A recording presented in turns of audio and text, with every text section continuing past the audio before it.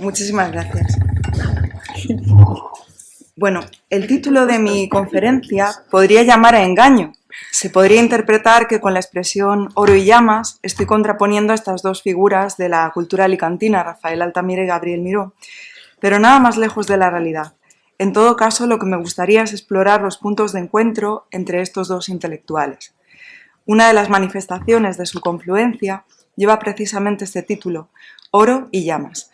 Se trata de un artículo que publicó Gabriel Miró en la prensa alicantina para glosar la serie de actividades conmemorativas que organizó el Ayuntamiento de Alicante en la primavera de 1910 con motivo del regreso de Altamira a su tierra. Rafael Altamira, jurista, historiador, investigador riguroso y profesor entusiasta en la estela de la corriente pedagógica más innovadora que conoció la España decimonónica, la krausista, había llegado a su huerto provinciano en marzo de ese año, después de haber culminado con éxito la gira americana en la que había representado a la Universidad de Oviedo. Este periplo, que podemos situar, siguiendo a Eva Valero, en el origen de la vocación hispanoamericanista en España, le sirvió a Altamira para promover una conciliación de posturas opuestas. Pocos años después del desastre, en un contexto caldeado por los rescoldos de las luchas emancipatorias, los enfrentamientos entre partidarios del hispanismo y del americanismo todavía eran enconados. Con la experiencia que le había dado el ejercicio prolongado del magisterio y un optimismo social que le había conducido a fundar, junto a otros compañeros del claustro, la extensión universitaria a finales del XIX, Altamira trató de encontrar una fórmula para promover un entendimiento entre las culturas a ambos lados del Atlántico. Esta labor esforzada y paciente fue agradecida por sus paisanos, que lo recibieron con alborozo a su vuelta a España. Casi sin haber podido descansar después de tan largo viaje, el alcalde de Alicante, Luis Pérez Bueno, lo acompañó desde Santander hasta esta ciudad, donde fue acogido con numerosas muestras de afecto. El texto citado de Miró, Oro y llamas, es una de las incontables manifestaciones de cariño con las que lo agasajó a Alicante. Pero con ser una entre muchas, no es menor su importancia. En ella, Miró explicaba el sentido de la alegoría de la que se había servido para titular su trabajo. Hacía referencia a una declaración de Salvador Rueda en la que el poeta describía a Altamira portando en sus manos un copón de oro y llamas.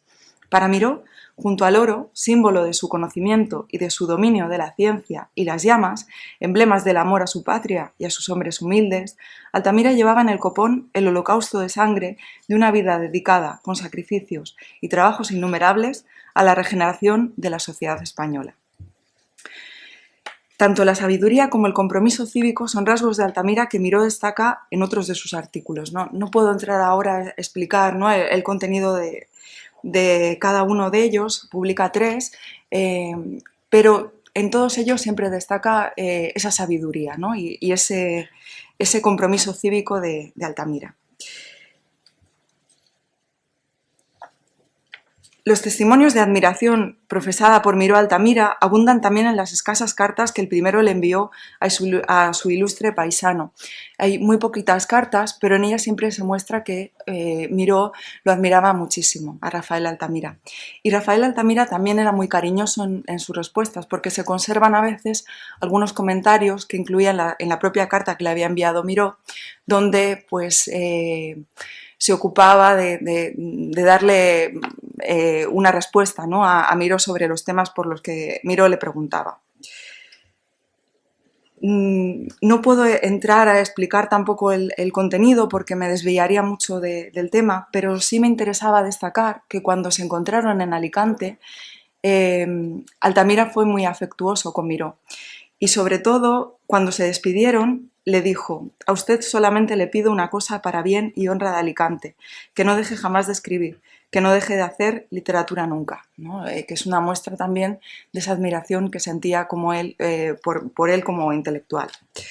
Miró siguió su mandato, aunque a diferencia de Altamira, que cultivó con éxito diferentes campos del saber, se circunscribió al literario. Hasta el momento de su temprana muerte, acaecida en 1930, continuó volcando su talento en diferentes proyectos creativos.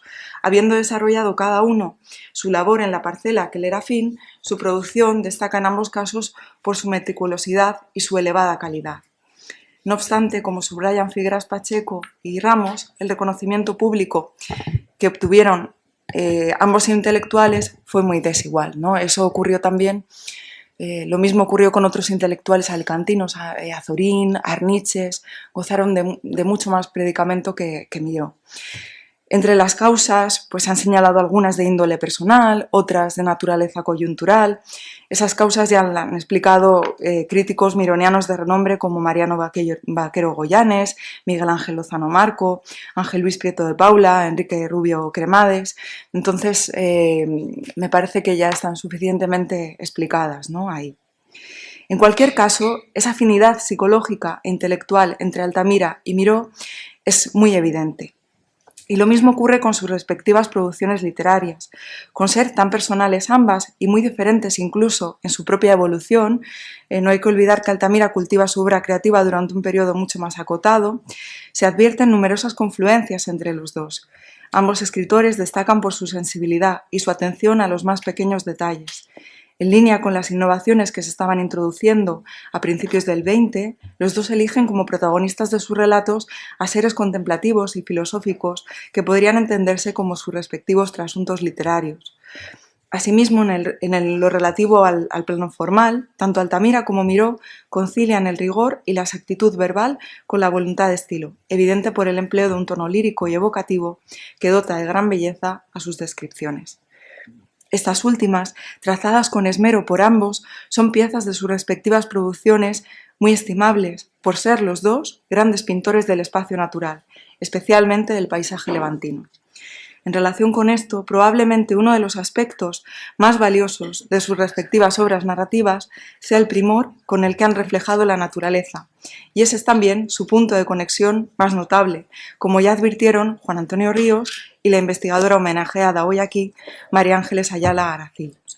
Por este motivo, voy a centrar el resto de mi intervención en analizar el tratamiento que recibe en algunas obras de ambos, concretamente en Reposo y algunos cuentos de Altamira, por un lado, y una de las novelas más representativas de Miró, Las cerezas del cementerio, por otro, un motivo estrechamente relacionado con esta temática, la naturaleza como fuente de salud física y espiritual. Bueno, Altamira y Miró, los dos eran finos conocedores de los clásicos y entonces heredaron esa concepción sublimadora de la naturaleza que cristaliza en la literatura a partir del mito de la Edad de Oro, del mito de la Arcadia, ¿no? Con toda probabilidad, pues en eso también influyó el hecho de que pasaran mucho tiempo trabajando en la ciudad, encerrados en oficinas, ¿no? Y pues eso les haría seguramente contemplar la vida campestre apacible, sencilla y libre, todavía con más ansias, ¿no? Entonces, en sus epistolarios se muestra en muchos casos cómo los dos desean marcharse al campo, disfrutar de esa vida sosegada, apacible, tranquila. Se puede ver también en las fotos, ¿no? En algunas de las fotos que he incluido aquí. Estas son fotos de Miró en Polop con su familia o las fotos de Altamira con su familia en Campello. Pero me voy a centrar sobre todo en cómo se refleja eso en su obra literaria. Como señala Juan Antonio Ríos, muchos de los protagonistas de las obras literarias de Altamira son intelectuales a los cuales una sensibilidad exacerbada y una inteligencia ultraconsciente provocan frecuentes neurastenias. En Reposo, su novela más acabada, este delicado estado emocional lleva a su protagonista, Juan Uceda, a tomar la determinación de abandonar la gran ciudad para reponerse en una villa que su familia posee en un pueblo de la costa levantina cuyo referente real es el Campello. Para delinear sus peripecias, Altamira entremezcla experiencias autobiográficas y hechos de su invención. Por eso, como a él mismo le ocurrió, al final de la novela Juan acaba por darse cuenta de que aunque ha tratado de esforzarse por seguir el régimen médico de vida apacible y aislada que su tío le había impuesto, a su temperamento le está vedada la paz de espíritu. Después de una primera fase en la que sí advierte en su organismo los efectos benéficos de la naturaleza, termina por rendirse a la evidencia de que para ciertos espíritus como el suyo, la tranquilidad es una ilusión, puesto que cualquier causa leve puede provocarle desasosiego. Sin embargo, como contrapartida, la autoaceptación derivada del periodo introspectivo a que ha dado lugar su retiro, junto a la aceptación de que su destino natural está en la lucha, inhibe la sensación de fracaso del protagonista, ahora ya preparado para volver con energías renovadas a la selva urbana.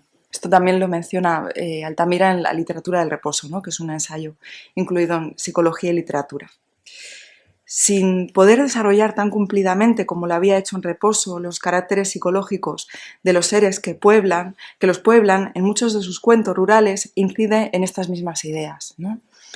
En concreto, tiene varios cuentos que están protagonizados por intelectuales. Esos personajes intelectuales son los que experimentan de forma más intensa ese efecto revivificante de la naturaleza.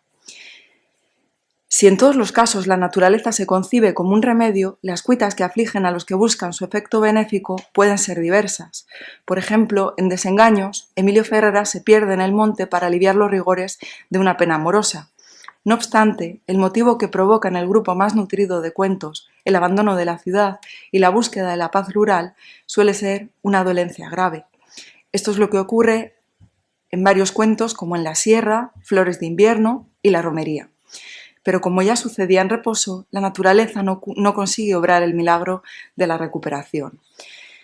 De estos tres cuentos me voy a centrar especialmente en La romería, que es un cuento en el que Altamira mezcla esta concepción de la naturaleza como fuente de salud con otras reflexiones sobre el tema amoroso.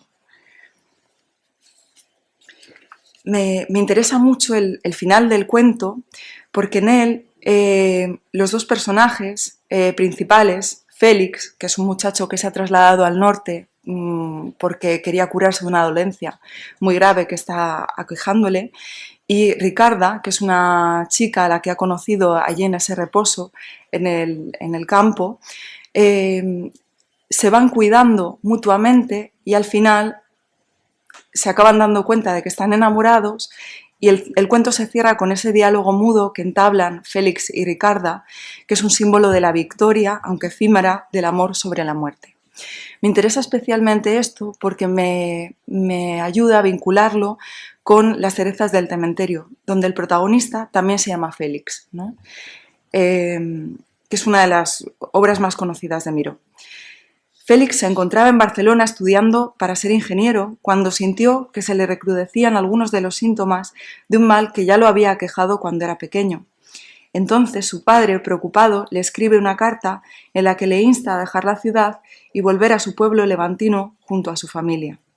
En el barco que lo trae de vuelta a casa coincide con dos mujeres, Beatriz y Julia, madre e hija.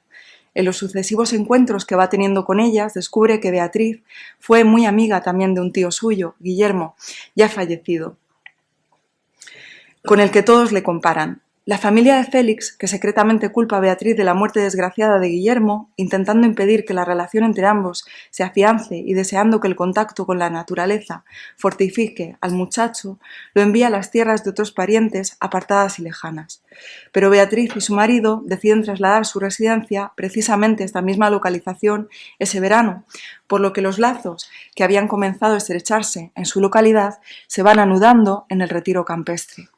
La evolución de esta historia amorosa, sin embargo, se quiebra por la repentina muerte de Félix a causa de una angina de pecho.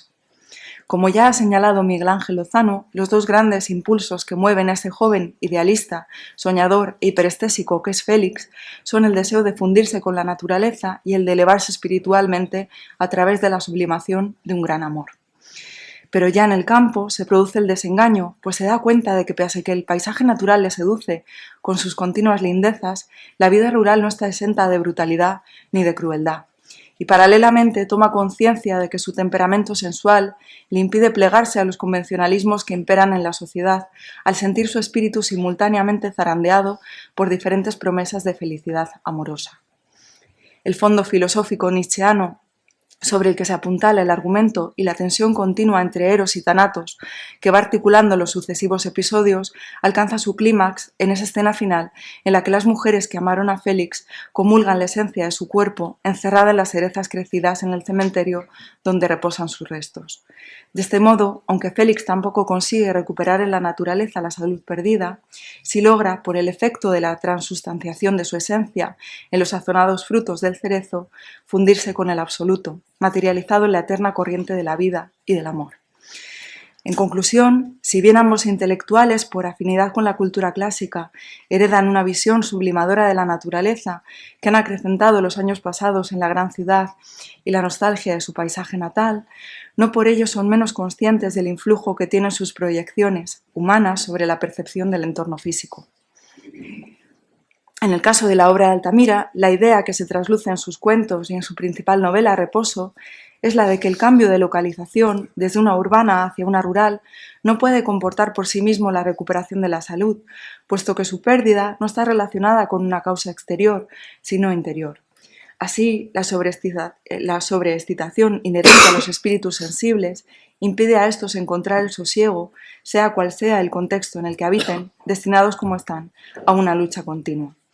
En el de Miró, la dosis de ambivalencia es mayor, puesto que muchas de sus obras se articulan sobre el conflicto entre la realidad y el deseo, temática a la que tampoco es ajena su novela Las cerezas del cementerio. En esta última, aunque el escritor parece ironizar de forma cervantina sobre esa confianza intelectual en el poder sanador de la naturaleza, acaba depositando en el entorno físico, atravesado por las fuerzas de la vida y del amor, la esperanza de trascender, de superar las limitaciones inherentes a la existencia humana. Muchas gracias por su atención.